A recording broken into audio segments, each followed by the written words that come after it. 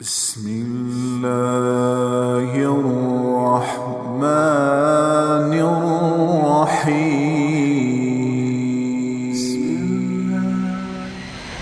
اللہ تعالیٰ نے ہم سب کو، پوری دنیا کے انسانوں کو اس دنیا میں امتحان کے لیے بھیجا۔ خلق الموت والحیات لیبلوکم ایکم احسن عمل۔ اور اللہ تعالیٰ فرماتے ہیں کہ میں یہ دیکھوں گا تم میں اللہ کو راضی کون کرتا ہے، اچھا عمل کر کے کون آتا ہے، اور اس دنیا کے پیچھے وہ کون ہیں جو اللہ کو ناراض کر کے مر جاتے ہیں۔ اللہ کیسے راضی ہوتا ہے یہ ہمیں تو علم ہے نہیں، تو اللہ نے اس کے لیے 1,24,000 نبیوں کو بھیجا، اور سب سے آخر میں اللہ تعالیٰ نے ہمارے نبی پاک صلی اللہ علیہ وسلم کو بھیجا۔ یہ ہماری خوش قسمتی ہے کہ اللہ تعالیٰ نے ہمیں محمد الرسول اللہ صلی اللہ تعالی علیہ وسلم کا امتی بنایا۔ آپ سے ایک دفعہ ایک صحابی نے پوچھا، ابو ہریرہ، کہ یا رسول اللہ متی وجبت لکم النبوۃ، آپ نبی کب بنے تھے؟ اس کا جواب ہے 40 سال کی عمر، جو مشہور ہے، اور کتاب سے جواب حساب جوڑ کے وہ ہے 40 سال 6 مہینے 10 دن، چاند کے لحاظ سے، محرم صفر، چاند کے لحاظ سے جب ہمارے نبی پاک 40 سال 6 ماہ 10 دن، پیر کی رات 21 رمضان غار حرا جبریل نے آ کر آپ کو خوشخبری سنائی، تو سادہ جواب یہ تھا کہ ابو ہریرہ 40 سال کی عمر میں نے بولا۔ لیکن ہمارے نبی نے کیا فرمایا؟ آپ نے فرمایا، ابو ہریرہ کنت نبیا وان آدم بین الروح والجسد، ابھی آدم علیہ السلام کی مٹی اکٹھی نہیں ہوئی تھی کہ اللہ نے مجھے نبی بنا دیا۔ آدم علیہ السلام کی نسل سے تو ہمارے نبی، اور آپ یہ فرما رہے ہیں کہ ابھی آدم کے لیے مٹی بھی اکٹھی نہیں ہوئی تھی اور اللہ نے میرے سر پہ نبوت کا تاج رکھ دیا تھا۔ اچھا، کب بنایا اب یہ تو اللہ جانے اور اللہ کا رسول جانے۔ اس وقت تو ٹائم بھی نہیں تھا کہ ہم کہتے کہ اتنے سال اور اتنے مہینے، ٹائم سے پہلے اللہ نے اپنے محبوب کو وجود بخشا۔ ایک حدیث سے اس پہلی بات کی اور وضاحت ہوتی۔ آپ نے فرمایا اللہ تعالیٰ نے دنیا بنانے سے 1000 سال پہلے سورۃ یاسین کی تلاوت فرمائی۔ دنیا بنانے سے 1000 سال پہلے سورۃ یاسین پڑھی۔ دنیا کو بنے ہوئے کتنے سال ہوئے ہیں؟ یہ سائنسدانوں کی بات ہے 25 سے 30 ارب سال ہوئے۔ تو اسی کو ہم صحیح مانتے ہیں، چونکہ ہمارے پاس بھی کوئی اور ایسا ثبوت نہیں ہے۔ تو 25 سے 30 ارب سال سے یہ کائنات بنی ہے۔ اس سے 1000 سال پہلے، اگر اسی کو لے لیں 25 ارب سال 30 ارب سال، اس سے 1000 سال پہلے جب زمین، آسمان، سورج، چاند، ستارے، سیارے، جبریل، میکائیل، اسرائیل، اسرافیل، جنت، دوزخ، آگ، پانی، مٹی، ہوا، کچھ میں سے اللہ ہے۔ هو الاول والآخر والظاہر والباطن وهو بكل شيء علیم۔ تو اب سورہ یاسین شروع کیسے ہوتی ہے؟ سورہ یاسین کو قرآن کا دل کہا جاتا ہے، اور دل نکال دو تو آدمی ختم ہو جاتا ہے۔ سورہ یاسین کو قرآن کا دل کیوں کہا جاتا ہے؟ صرف پہلی 3 سطروں کی وجہ سے، پہلی 3 سطروں کی وجہ، یہ پہلی 3 سطروں کا جو مضمون ہے پورے قرآن میں اور کہیں بھی نہیں ہے، صرف یہی ہے۔ اگلی ساری سورہ یاسین اور باقی قرآن ایک جیسا ہی ہے، وہی احکام ہیں، وہی حلال حرام۔ ایک حدیث اور سناتا ہوں، پھر یہ میری بات اور واضح ہو جائے گی۔ میرے نبی نے فرمایا، میرے اللہ نے میرے 10 نام رکھے، جس سے پیار ہوتا ہے نا اس کو آدمی کئی ناموں سے پکارتا ہے۔ جیسے ماں چھوٹے بچے کو کبھی لال کہتی ہے، کبھی پھول کہتی ہے، کبھی مکھن کہتی ہے، کبھی پیڑا کہتی ہے، تو وہ محبت زیادہ ہوتی ہے تو صرف اسلم کہنے سے وہ محبت پوری نہیں ہوتی، تو پھر اس کو کئی نام دیتی ہے، مختلف نام دیتی۔ تو میرے نبی نے کہا میرے اللہ نے میرے 10 نام رکھے، میں محمد، احمد، ماحی، حاشر، عاقب، فاتح، خاتم، ابو القاسم، طہ، یاسین۔ یاسین، میری بات ذہن میں رہے گی، یاسین ٹھیک میرے نبی کا نام ہے، طہ میرے نبی کا نام ہے، یاسین۔ اس کے علاوہ مزمل، مدثر، شاہد، مبشر، نذیر، داعی اللہ، سراج منیر، عزیز، حریص، رؤوف، رحیم، رحمت للعالمین، بشیر و نذیر، یہ سب قرآن پاک میں نام ہیں جو میرے نبی کو اللہ تعالیٰ نے عطا فرمائے۔ اس میں ایک نام ہے یاسین۔ اب زمین آسمان بنے نہیں، اس سے 1000 سال پہلے میرا اللہ یوں کہہ رہا ہے، یاسین، میرا نبی کا نام ہے یاسین، والقرآن الحکیم انک لمن المرسلین۔ یاسین، مجھے قرآن حکیم کی قسم، آپ میرے رسول ہیں۔ کوئی سامنے کھڑا ہوا ہے، موجود ہے، اگر کوئی سامنے نہ ہو اور صرف خبر دی جائے کہ ایک میرے رسول آنے والے ہیں، پھر قرآن ہوتا یاسین والقرآن الحکیم انہو لمن المرسلین۔ وہ ایک آئے گا، وہ میرا رسول ہے، وہ آ چکا ہے، وہ سامنے ہے، اور اللہ ان کو دیکھ کے کہہ رہے ہیں انک لمن المرسلین، آپ میرے عالی شان رسول ہیں، علی صراط مستقیم، اور آپ سیدھے راستے پر ہیں۔ یہ 3 جملے ہیں جو قرآن کا دل بنا رہے ہیں سورہ یاسین، کیونکہ رسالت نکال دو تو پیچھے تو کفر ہی کفر۔ تو اس ہستی کو وجود بخشا جسے سب سے زیادہ پیار دیا، پیار کیا۔ جب آدم علیہ السلام اور اماں جان کا نکاح ہوا جنت میں حوا علیہ السلام، تو اللہ تعالیٰ نے فرمایا کہ آدم اپنی بیگم کو مہر ادا کرو۔ ہم بھی مہر اس وقت سے چلا، تو انہوں نے پوچھا کیا مہر ادا کروں؟ تو اللہ تعالیٰ نے فرمایا کہ تیری نسل میں میرا آخری نبی آنے والا ہے، اس پہ ایک دفعہ درود شریف پڑھ دو، یہی اس کا مہر ہے۔ یہ تیری بیگم کا مہر ہے کہ میرے محبوب پہ ایک دفعہ درود پڑھ دے، بس یہ مہر ہے۔ تو آدم علیہ السلام بھی سوچ میں پڑ گئے کہ یہ کون ہے جو میری نسل میں ہے اور مجھے اس پہ درود پڑھنے کا حکم دیا جا رہا ہے۔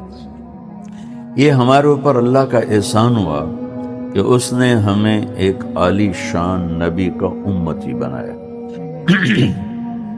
سب کی نبوت آئی اور چلی گئی، آئی اور چلی گئی، آئی اور چلی گئی۔ یہ جو ڈی پی او ہے، ڈی سی او ہے، آتا ہے، اس کی نیم پلیٹ لگتی ہے، جب وہ اس کا ٹرانسفر ہوتا ہے تو نئی پلیٹ لگ جاتی ہے۔ آپ معراج پہ تھے، اللہ سے بات کر رہے تھے کہ یا اللہ، آپ نے ابراہیم علیہ السلام کو خلیل بنایا، موسیٰ علیہ السلام کو کلیم بنایا، داؤد علیہ السلام کو لوہا نرم کر کے دیا، سلیمان علیہ السلام کو ہوا تابع کر کے دی، عیسیٰ علیہ السلام کو مردے زندہ کرنے کا معجزہ دیا، میرے لیے کیا ہے؟ فماذا جعلت لی؟ تو اللہ تعالیٰ نے کہا میرے محبوب اولیس قد اعطیتک افضل من ذلک کلہ، میں نے آپ کو وہ دیا جو کسی کو بھی نہیں دیا، آپ کو میں نے وہ دیا ہے جو کسی کو نہیں دیا۔ یا اللہ وہ کیا ہے؟ کہ تیرا میرا نام اکٹھا ہو گیا ہے، جدا نہیں ہو سکتا۔ لا الہ الا اللہ، آگے پڑھو، بولو۔ لا الہ الا اللہ کے ساتھ آدم رسول اللہ بھی لگا، لا الہ الا اللہ کے ساتھ نوح رسول اللہ بھی لگا، ابراہیم بھی لگا، اور اسماعیل بھی اور اسحاق بھی، یعقوب بھی، یوسف بھی، موسیٰ بھی، ہارون بھی، یوشع بھی، یونس بھی، یحییٰ بھی، زکریا بھی، داود بھی، سلیمان بھی، سارے نا پر جیسے ٹرانسفر ہو گیا، چلو جی پلیٹ بدلو، نیا آ گیا، ٹرانسفر ہو گیا، چلو بھائی پلیٹ بدلو، نیا آ گیا۔ اللہ نے کہا میرے محبوب یہ جو میں نے اپنے نام کے ساتھ تیرا نام جوڑا ہے نا، اسے قیامت کا دھماکہ بھی نہیں جدا کر سکے۔ لا الہ الا اللہ محمد رسول اللہ ذکرت الا ذکرت معی، قیامت تک تیرا میرا نام اکٹھا ہو، جدا نہیں ہو سکتا۔ پھر اللہ نے بڑی خوبصورت مناسبت پیدا کی، اللہ کے لفظ میں نقطہ کوئی نہیں، محمد کے لفظ میں نقطہ کوئی نہیں، ٹھیک، احمد کے لفظ میں نقطہ کوئی نہیں۔ علماء کہتے ہیں کہ جو نقطے والے حرف ہیں وہ کمزور ہیں کیونکہ وہ نقطے کے محتاج ہیں، اور جو بغیر نقطے والے حرف ہیں وہ طاقتور ہیں کیونکہ ان کو نقطے کی ضرورت کوئی۔ تو اللہ نے اپنے نام کے لیے کوئی نقطے والا حرف نہیں، اپنے حبیب کے لیے دو نام قرآن میں آئے، محمد و احمد، کوئی نقطہ نہیں۔ دوسری مناسبت، اللہ کے نام میں 4 حرف ہیں، الف لام لام ہا، 4۔ محمد میں اللہ نے 4 حرف رکھے، میم ہا میم دال۔ احمد میں اللہ نے 4 حرف رکھے، الف ہا میم دال۔ تو اللہ نقطہ کوئی نہیں، محمد احمد نقطہ کوئی نہیں، اللہ 4 حرف ہیں، محمد اور احمد 4 حرف ہیں، یہ 12 ہو۔ جب اللہ نے کلمہ جوڑا لا الہ الا اللہ محمد رسول اللہ، تو لا الہ الا اللہ میں بھی 12 حرف ہیں اور محمد الرسول اللہ میں بھی 12 حرف، طول کے اہمیت دی۔ تو اللہ تعالیٰ نے فرمایا کہ میرے محبوب آپ کو میں نے وہ دیا ہے جو کسی کو بھی نہیں دیا، کہ قیامت تک آپ کا نام میرے نام کے ساتھ جڑ گیا ہے، اور اب مجھ تک آنے کا کوئی راستہ نہیں سوائے آپ کی غلامی کی۔ جو اللہ تعالیٰ ہمارے شاعر کی بخشش کرے، کی محمد سے وفاتوں نے تو ہم تیرے ہیں، یہ جہاں چیز ہے کیا لوح و قلم تیرے ہیں۔ کیا خوبصورت سارے اسلام کو ایک شعر میں بیان کر دیا۔ تو اللہ تعالیٰ نے ہمیں جناب رسول اللہ صلی اللہ تعالی علیہ وسلم کی نبوت دی، پھر اللہ نے آپ کی نبوت کی پر ایسی حفاظت فرمائی کہ کوئی چیز آپ کی ادھر ادھر نہیں ہونے، کوئی چیز زندگی میں جس چیز کو میرے نبی نے یوں ٹچ کیا ایک دفعہ، اللہ نے اس کو بھی محفوظ کر دیا ہے۔ 1439 سال ہو چکے ہیں، آپ کی زندگی کی کوئی چیز غائب نہیں ہے، محفوظ ہے، قرآن کی طرح، لوح محفوظ کی طرح میرے رب کا اپنے محبوب کی زندگی پر پہرا ہے۔ کیوں؟ چونکہ قیامت تک نمونہ آپ کی ذات، تو آپ کی ذات نمونہ ہے تو پھر نمونہ موجود ہونا چاہیے۔ عیسیٰ علیہ السلام کی زندگی موجود ہی کوئی نہیں، موسیٰ علیہ السلام کی زندگی موجود ہی کوئی نہیں، لیکن میرے نبی کی زندگی پیدائش سے لے کر اور دنیا سے جانے تک کی ہر چیز موجود ہے۔ اس کی ایک میں مثال دیتا ہوں کہ ہمارے ہاں یہ تو پیڑھی والے لوگ ہیں نا کہ ان کا سلسلہ نسب اللہ کے نبی سے ملتا، ہم تو راجپوت سے مسلمان ہوئے، پتہ نہیں کیڑی پیڑھی مسلمان ہوئے، پیچھے ہندو تھے، سکھ تھے، وہ بھی کوئی پتہ کوئی نہیں۔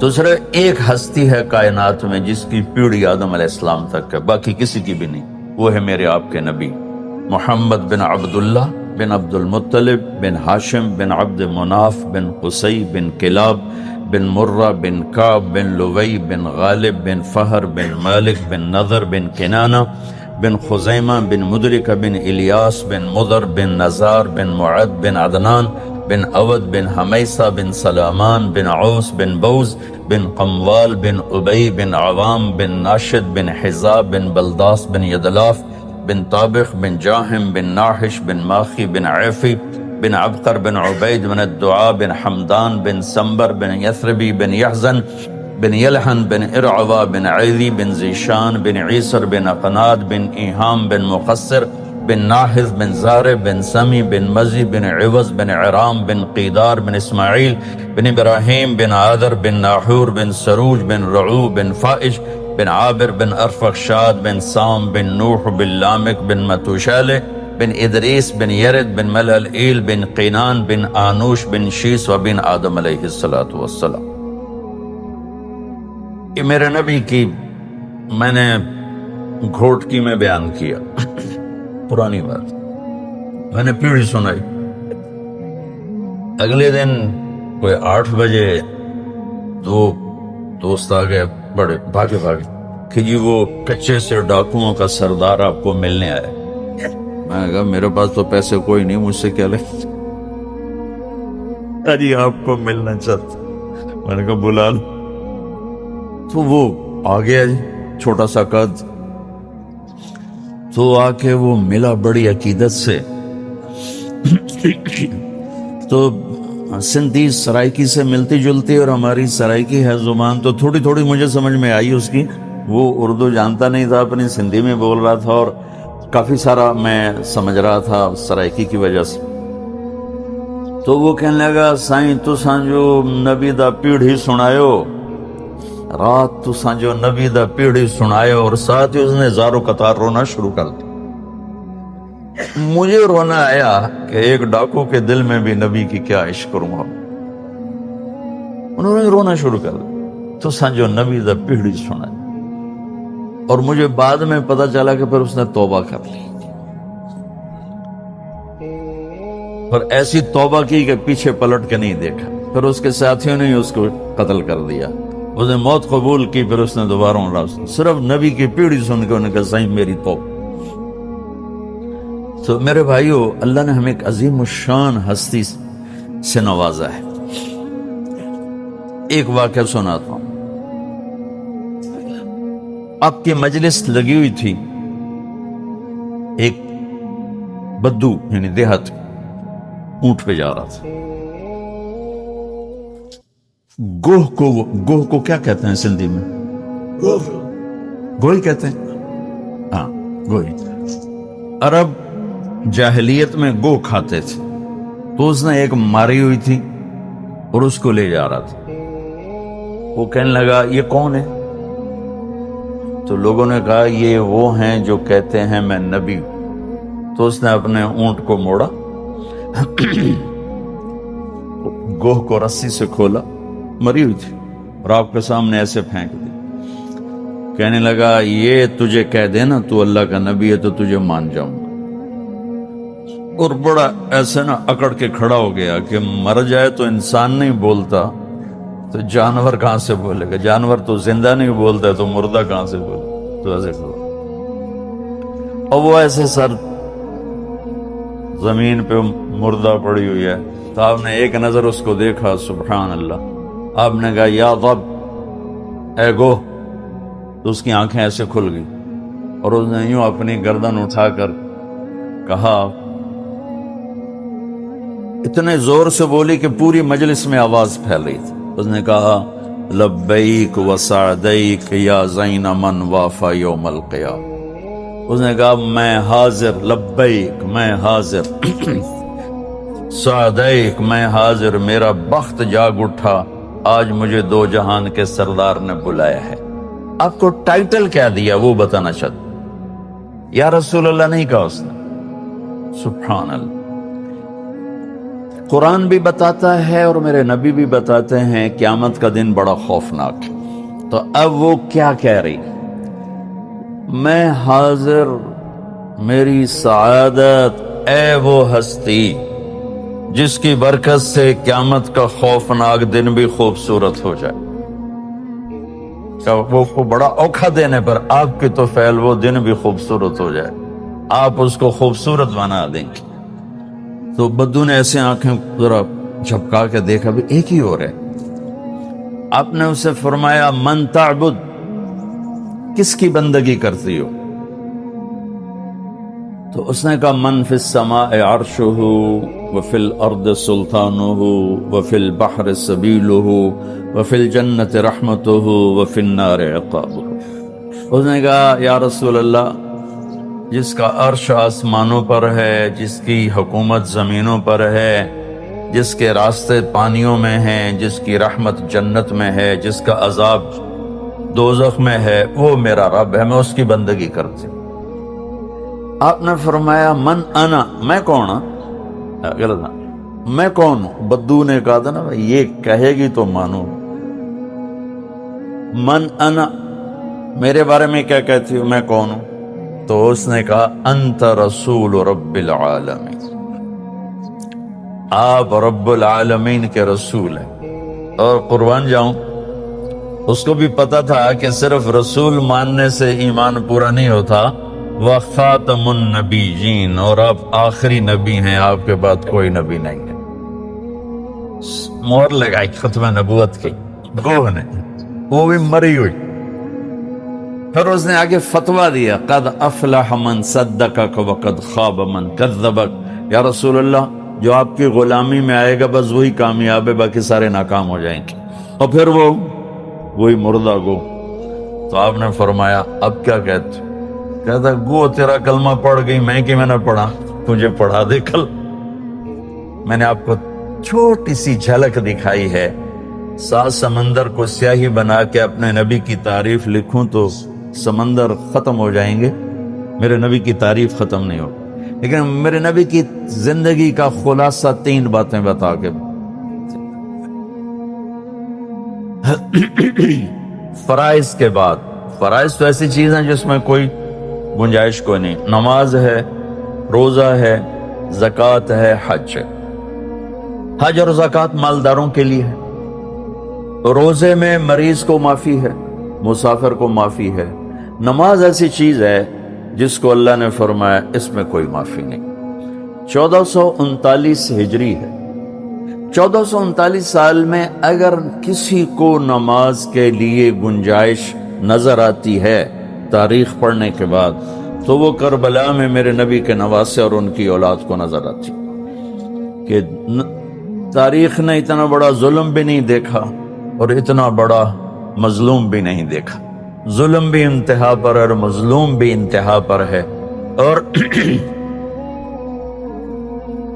نماز کا وقت داخل ہو، سورج ڈھلا، آپ کی نظر پڑی، آپ نے آپ کے ایک ساتھی ہیں زہیر، آپ نے ان کو سے اشارہ کیا، وائے کہ شمر سے کہو نماز پڑھنے تھے، نماز پڑھنے۔ مجھے اللہ نے دنیا بہت پھرائی ہے اپنے فضل سے، 10-15% سے زیادہ لوگ نماز نہیں پڑھتے۔ فرمایا شمر سے کہو نماز پڑھنے دے، تو انہوں نے تھوڑا آگے بڑھ کے شمر سے کہا تھوڑی دیر تلواریں روک لو، ہمیں نماز پڑھنے دو۔ اس کمبخت نے کہا کہ ہماری تلوار رکنے کے لیے نہیں ہے، چلنے کے لیے۔ تو انہوں نے آ کر امام علی مقام کو عرض کیا کہ جی وہ کہتے ہیں کہ ہم نماز کے لیے جنگ بند نہیں کریں گے۔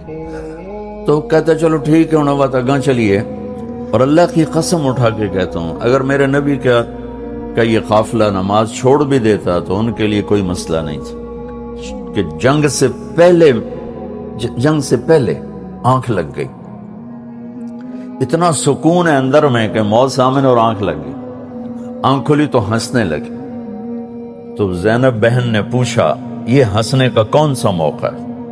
فرمانے لگے ابھی آنکھ لگی ہے تو اللہ کے نبی کو دیکھا ہے، کہہ رہے ہیں بیٹا میں لینے کے لیے آ گیا ہوں، استقبال کے لیے میں آ گیا ہوں۔ تو اگر یہ ایک نماز چھوڑ دیتے تو کیا مسئلہ تھا؟ اور ان کو جنت کی سرداری ملی ہوئی ہے، جنت نہیں ملی، جنت کی سرداری ملی ہے۔ میرے نبی نے فرمایا حسن حسین جنت کے نوجوانوں کے سردار ہیں، ابھی ماں کا دودھ پیتے تھے اور یہ مل گیا تھا۔ یہ نہیں کہ زہر میں شہید ہوں گے تو سرداری مل جائے گی اور کربلا میں سر کٹے گا تو سرداری مل جائے گی، ایک زہر سے تڑپ گئے، ایک سر کٹوا کے نیزے پہ چڑھ کے، نہیں ابھی ماں کا دودھ چل رہا ہے۔ اور آپ نے کہا ایک فرشتہ آیا ہے اور مجھے خبر دے کر گیا ہے کہ میرے یہ دونوں بیٹے جنت کے نوجوانوں کے سردار ہیں۔ حسن پیدا ہوئے، آپ نے علی سے پوچھا کیا نام رکھا ہے؟ کہنے لگے جی حرب، حرب کہتے ہیں لڑائی لڑنے والا۔ آپ نے کہا نہیں، اس کا نام ہے حسن۔ پھر حسین پیدا ہوئے، آپ نے پوچھا علی کیا نام رکھا ہے؟ انہوں نے کہا جی حرب، علی تو میدان کے شاہ سوار تھے، اسی سے انہوں نے نام رکھا حرب۔ کہا نہیں، اس کا نام ہے حسین۔ پھر کیا فرمایا کہ جب سے آدم کی اولاد چلی ہے یہ 2 نام اللہ نے کسی کو نہیں دیے، یہ پہلی دفعہ میرے بچوں کے لیے نام آ رہے ہیں۔ اللہ نے سنبھال کے رکھے تھے میرے بچوں کے لیے. اور آپ ان کو کبھی کہتے ہیں میرے جنت کے پھول، میری جنت کی ٹہنیاں، میرے جگر کے ٹکڑے، میری آنکھوں کی ٹھنڈک، اتنے ان کو نام دیتے تھے. وقت نکال کر ان کے ساتھ کھیلتے تھے. روزانہ اتنے بڑے نبی ہو کر اتنی بڑی ذمہ داریاں، اور روزانہ ان کو ٹائم دے کر ان کے ساتھ بیٹھنا، کھیلنا، ان کے لیے گھٹنے اور ہاتھ زمین پہ ٹکا دیتے، اور دونوں بچوں کو کمر پہ بٹھا کے کہتے ہو اپنی سواری پہ چڑھ جاؤ.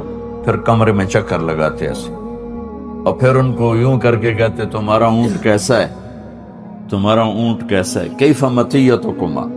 اور پھر دونوں کو اتار دیتے اور زینب کو بٹھاتے، اور پھر پورا کمرے میں چکر لگاتے اور ان کو کھلاتے کھلاتے کھلاتے. اتنی بڑی یہ ہستیاں ہیں. یہ تو یزید کے ہاتھ میں بیعت بھی کر لیتے تو ان کی جنت میں کوئی نقصان نہیں تھا جان بچانے کے لیے. لیکن یہ وہ گھر نہیں ہے جو جان بچانے کے لیے ایمان کے سودے کرے. امت کو پیغام دینا تھا کہ نماز نہیں چھوٹ سکتی، نماز نہیں چھوٹ سکتی، کتنی ہی مصروفیت ہو نماز نہیں چھوٹ سکتی. کہنے لگے جی وہ تو نہیں اجازت دے رہے. کہا اچھا ٹھیک ہے، آدھے ان کے ساتھ جنگ کرو، آدھے نماز پڑھو. 1439 سال کی وہ نماز ہے، نہ پہلے پڑھی گئی نہ بعد میں پڑھی جائے گی. نہ ایسی نماز زمین نے دیکھی، نہ آسمان نے دیکھی، نہ فرشتوں نے دیکھی کہ سبحان اللہ اپنے خون سے وضو کیا یا کربلا کی مٹی سے تیمم کیا، لیکن سجدے میں سر رکھ کے بتایا کہ یا اللہ تو راضی ہے تو ہم بھی راضی. نماز تو ایک ایسی چیز ہے جس میں گنجائش کوئی نہیں. سب بھائیوں سے کہتا ہوں، دکھ سے کہتا ہوں کہ ایسے نماز یوں گھٹتی آتی ہے. سرحد میں بہت زیادہ نمازی ہیں، پنجاب آ جاؤ اس سے کم ہو جاتے ہیں، سندھ میں آ جاؤ اس سے کم ہو جاتے ہیں، بلوچستان میں چلے جاؤ اس سے کم ہو جاتے ہیں. یہ میں سارا ملک پھر کیا، زندگی گزر گئی میری پھرنے میں ہی گزر گئی. تو اللہ ہم سب کو یہ دولت دے دے کہ ہمارا سجدہ قضا نہ، نماز قضا نہ. اس کے بعد 3 چیزیں صرف آپ کو بتا رہا، صرف 3 چیزیں. میرے نبی وضو فرما رہے تھے تو صحابہ نیچے ہو کر آپ کا پانی یوں لے رہے تھے، اور کوئی پی رہا ہے، کوئی منہ پہ، کوئی ہاتھوں پہ، کوئی سینے پر. تو آپ نے فرمایا یہ کیوں کر رہے ہو؟ ما یحملکم علی ھذا، یہ تم لوگ کیوں کر رہے ہو؟ میرے وضو کا پانی گرنے نہیں دے رہے. کہنے کہ حبا للہ ولرسول، کہ یا رسول اللہ آپ کے اور آپ کے رب کی محبت میں کر لیں. تو آپ نے فرمایا ٹھیک ہے، لیکن میں تمہیں بتاؤں سچی محبت کرنے والا کون ہوتا ہے؟ میں تمہیں بتاؤں کہ سچی محبت کرنے والا کون ہوتا ہے، اس کی کیا نشانی ہے.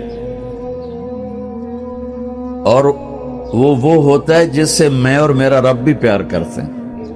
صرف وہ ہم سے پیار نہیں کرتا، بلکہ میں بھی اس سے پیار کرتا ہوں اور میرا رب بھی اس سے پیار کرتا ہے. میں کسی سے پیار کروں وہ مجھ سے نہ کرے، ہوتا رہتا ہے. کوئی مجھ سے پیار کرے میں اس سے نہ کروں، یہ ہوتا رہتا ہے. یہاں میرے نبی ایک ایسی چیز بتانے لگے ہیں کہ دیکھو میں تمہیں وہ چیز بتانے لگا ہوں، اگر کر لو گے تو میں اور میرا رب بھی تم سے پیار کریں گے اور تم بھی ہم سے پیار کرنے والے شمار کیے جاؤ. انہوں نے کہا جی کیا ہے؟ تو آپ نے کوئی 50 چیزیں نہیں بتائیں، صرف 3 چیزیں بتائیں. اپنی امت پہ شفقت، محبت.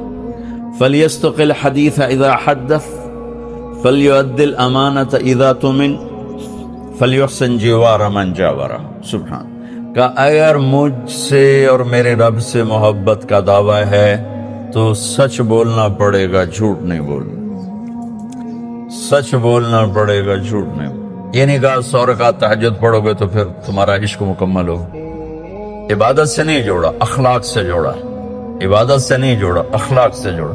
عبادت کو منیمائز کیا ہے کہ نظام کائنات چلانا ہے، بازار چلانا ہے، حکومت چلانی ہے، ادارے چلانے ہیں.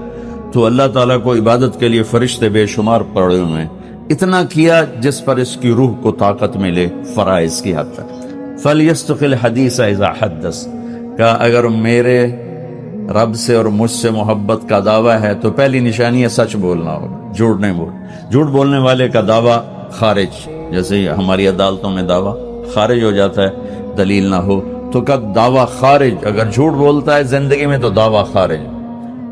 فَلْيُؤَدِّ الْأَمَانَةَ إِذَا اؤْتُمِنَ، زندگی بھر کسی کو دھوکہ نہیں دینا ہوگا، فراڈ نہیں کرنا ہوگا، دیانت اور امانت کے ساتھ زندگی کو گزارنا ہوگا۔ ایک حدیث کے ساتھ جوڑ لوں، میرے نبی نے فرمایا مجھے اپنے امتی سے ہر گناہ کی توقع ہے کہ بشر ہے، انسان ہے، ہو جاتا ہے، تو میں اپنے امتی سے ہر کمی کی توقع رکھتا ہوں سوائے دو کے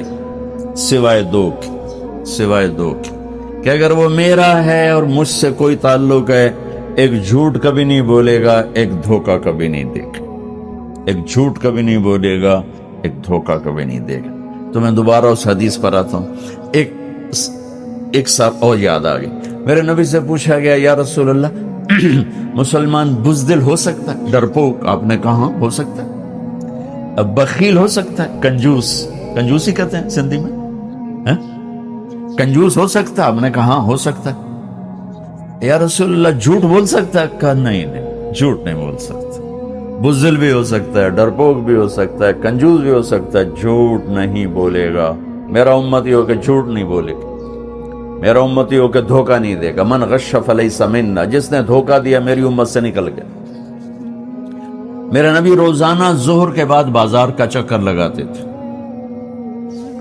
اور ایک دکان منڈی کو خود چیک کرتے تھے کہ شریعت کے مطابق ہے کہ نہیں۔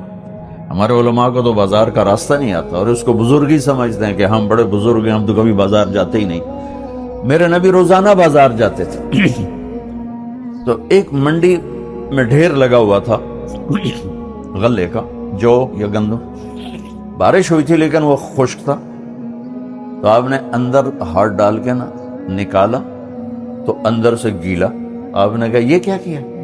کہ یا رسول اللہ بارش آئی تھی تو وہ گیلا ہو گیا تھا تو کوئی لیتا نہیں، تو میں نے گیلا اندر کر دیا اور خشک اوپر کر دیا۔ تو آپ نے کہا گیلا نکار کے باہر رکھ تاکہ گاہک کو پتہ چلے تیرے سودے کے عیب کا، اور خشک کو نیچے کر۔ پھر یہ جملہ فمن غش فلیس منا، جس نے دھوکہ دیا میری امت سے خارج ہو گیا۔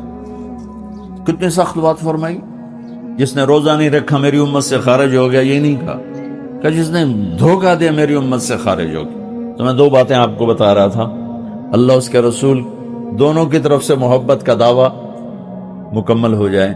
فَلْيَصْدُقِ الْحَدِيثَ إِذَا حَدَّثَ، سچ بولنا ہوگا زندگی بھر۔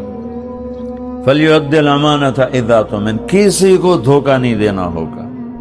فَلْيُحْسِنْ جِوَارَ مَنْ جَاوَرَهُ، لوگوں سے اچھا سلوک کرنا ہوگا، خاص طور پر پڑوسی کے ساتھ اچھا سلوک کرنا ہوگا، چاہے وہ مسلم ہے، غیر مسلم ہے، اپنا ہے، پرایا ہے، اچھا ہے، برا ہے، حسن سلوک کرنا ہوگا۔ تو اس حسن سلوک اور سچائی اور دیانتداری، ان تین چیزوں کے ساتھ آپ سیاست کرو، آپ تبلیغ کرو، آپ تجارت کرو، آپ حکومت کرو، آپ مزدوری کرو، آپ اللہ اس کے رسول کے محبوب ہیں اور اللہ اس کا رسول بھی آپ سے پیار کریں۔ سچائی، دیانت اور سلوک یعنی انصاف، کسی پر زیادتی نہ ہو، کسی پر زیادتی نہ ہو۔ حضرت عبداللہ بن عمر کا پڑوسی یہودی تھا، عبداللہ بن عمر یہودی، ان کے گھر مہینے میں ایک دفعہ گوشت پکتا تھا، ایک دفعہ۔ جس دن گوشت پکتا تھا تو فرماتے ہمارے پڑوسی کو بھیجائے، تو اگر گھر والا کہتے جی ابھی نہیں، تو کہتے پہلے اس کو بھیجو، بعد میں کھاؤں گا، اور وہ یہودی تھا۔ امام ابو حنیفہ رحمت اللہ علیہ کے پڑوس میں ایک نوجوان شرابی رہتا، وہ رات کو شراب پی لیتا اور شور مچاتا اور کہتا میں بہت بڑا آدمی ہوں، لوگوں نے میری قدر نہیں کی، نشے میں ہوں کہتا اضاعونی وہی فتن اضاعوا لیوم کریہۃ والسداد الصغر۔ ایک رات پولیس افسر گزر رہا تھا تو اس نے شور سنا تو اس نے گرفتار کر کے جیل میں ڈال دیا کہ بھئی اتنے بڑے عالم کے پاس یہ شور مچا رہا۔ 3-4 دن گزر گئے، اس کا شور سنائی نہیں دیا، تو امام صاحب کہنے لگے وہ ہمارا پڑوسی کہاں گیا؟ کہا جو تو پولیس پکڑ کے لے گئی۔ کیوں لے گئی؟ کہ وہ شراب کے نشے میں شور مچا رہا تھا تو انہوں نے آپ کی وجہ سے اس کو پکڑ کے ڈال دیا۔ صبح کا انتظار نہیں کیا، اسی وقت اٹھے اور اس پولیس افسر کے گھر پہنچ گئے۔ بھائی وہ میرے پڑوسی کو چھوڑ دو۔ کہا جی میں نے تو آپ کی وجہ سے پکڑا ہے، آپ اتنے بڑے عالم ہیں، آپ علمی کام کرتے ہیں، آپ کو میں خلل ڈالتا ہے۔ کہا نہیں بھائی تو میری وجہ سے پکڑا ہے تو میری وجہ سے چھوڑ دے۔ کہا جو میں چھوڑ دیتا ہوں۔ اس کو جیل سے نکال کر لائے۔ کہنے لگے کیوں بھائی تم کہا کرتے ہو نا میں بہت بڑا آدمی ہوں پر لوگوں نے میری کوئی قدر نہیں کی، تو میں نے تیری قدر کی ہے کہ نہیں کی؟ کہا حضرت میری بھی آج کے بعد شراب سے توبہ، میں بھی آئندہ کبھی شراب نہیں پیوں گا۔ تو بھائیو ساری زندگی کو 3 چیزوں سے خوبصورت بنا دو۔ عبادات تو میں نے پہلے بتا دی، فرائض کی تو کوئی معافی نہیں۔ ایک سچائی، جس بھی شعبے میں ہو سچ، دیانتداری، جس کام میں ہو دیانتداری، انصاف، حسن سلوک۔ یہ 3 کام کرنے والا مجھے میرے رب کی قسم کھا کے کہتا ہوں یہ 24 گھنٹے کا نمازی۔ ہم 5 نمازیں پڑھتے ہیں، یہ ہر منٹ نماز پڑھتا ہے۔